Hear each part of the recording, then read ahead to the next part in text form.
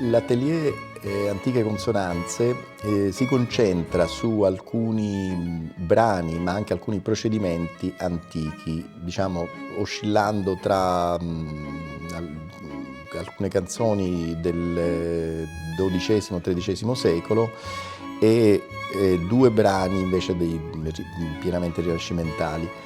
L'idea è quella di far sperimentare ai ragazzi alcune pratiche polifoniche semplici, diciamo originarie, come l'organum per esempio, e alcuni pezzi di contrappunto che sono rimasti poi alle fondamenta di tutta la musica successiva.